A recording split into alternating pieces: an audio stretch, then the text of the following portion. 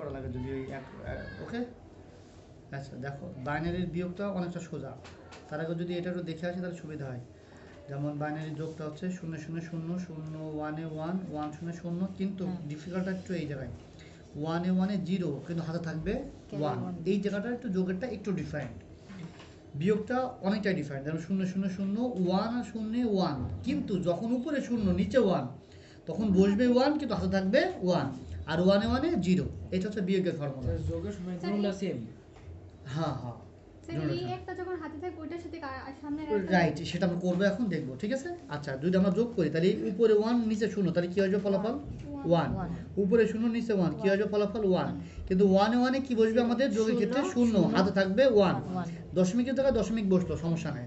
এখন এই যে হাতে যে 1টা, সেই 1টা আমার এখানে ব্যবহৃত হবে। কখন ব্যবহৃত হবে? আগে আমাদের এই দুইটা যোগ করে নেব। যোগ না, 1 আর 0 যোগ করলে কত আসবে আমাদের? 1। এটা মনে মনে উপরে বসাবো, মনে মনে। এটা আমাদের পরীক্ষা খাতায় দেখাবো না, প্রয়োজনে রাফ করে নিয়ে তুমি অ্যান্সার বসাবা, সমস্যা নেই। আর হাতে ছিল না 1, এই 1, তাহলে 1 এ 1 এ কি বসবে? 0। হাতে আবার কি আছে? 1। তাহলে এখানে দুইটা 1 আর আগে হাতের একটা 1 আছে না। তুমি যদি সংক্ষেপে ডিটেলস শিখতে চাও তাহলে আমি বলতে পারি এই 1 এ আর এই 1 এ, এই 1 এ আর এই 1 এ তোমার হচ্ছে আমাদের ফলাফল আছে 1 এর 1 এ ফলাফল আছে আমাদের তোমার হচ্ছে 0 1, সরি এখানে 0 0 1, আর হাতের আর টান আছে 1 আছে, সেটা হচ্ছে 1 এ 1 এ 0, আবার হাতে একটা 1। কিন্তু তোমরা এটা করতে যাবে না, তোমরা করবা এখানে দেখো, এখানে আসো, দাঁড়িয়ে এখানে চলে আসো। সেটা হচ্ছে এই যখন 3টে 1 না, এখন 3টে 1 থাকলে 2টা 1 বসে, একটা 1 এখানে বসবে আর একটা 1 হাতে থাকবে। কথা ক্লিয়ার? এখানে ঢুকে যাও তুমি, তাহলে আরটা 1 হাতে আছে না, উপরে 0 নিচে 1, তাহলে ফলাফল কি আসবে? 1। মনে মনে এখানে 1 আছে না, তাহলে 1 এ 1 এ 0, হাতে আবার 1 আছে, তাহলে এখানে 1 0, তাহলে এখানে ফলাফল কি আসে? 1। তাহলে এখানে 1 1 এ আবার কি হবে? 0। হাতে কি আছে? 1। তাহলে এখানে 3টে 1 হলে কি আসবে? 1 1। বুঝতে পারলাম? 3টা 1 হলে 11 হয়। 3টে 1 ডাইরেক্ট ডবল 1 কি।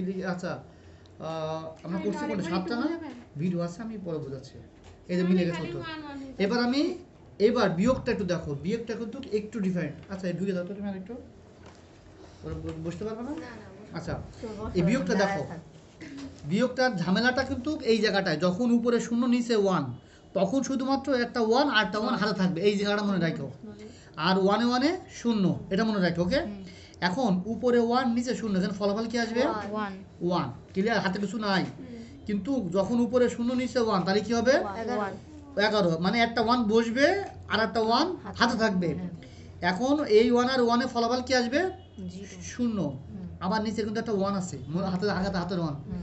এই উপরে যখন 0 নিচে যখন 1 তখন কি বসবে? একটা 1 এখানে বসবে আর একটা 1 হাতে আছে। এখানে 1 আর 0 ফলাফল কি আসে? 1 আসে। ফলাফল কি আসে? 1। হাতে কি আছে? আর একটা 1, 1 এ 1 এ ফলাফল কি আসবে? 0। এখানে দশমিক ছিল, দশমিক। ক্লিয়ার এটুকু? উপরে 0 নিচে 1 ফলাফল কি আসবে? এখানে 1, হাতের একটা 1 আছে, তাই তো। এখন এই 1 এ 1 এ ফলাফল কি আসে? 0 আসে কিন্তু, আর হাতের একটা 1 আছে না।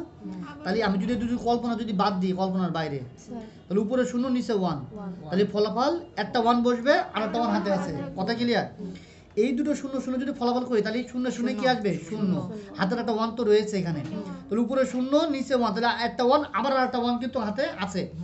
এই 1 এ 1 এ আবার ফলাফল কি আসবে? 0। হাতে কিন্তু একটা 1 আছে, তাহলে আবার উপরে 0 নিচে 1, তাহলে আবার কি বসবে এখানে? 1।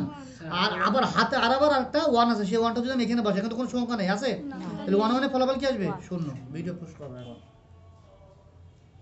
কেটে দাও, সমস্যা নেই।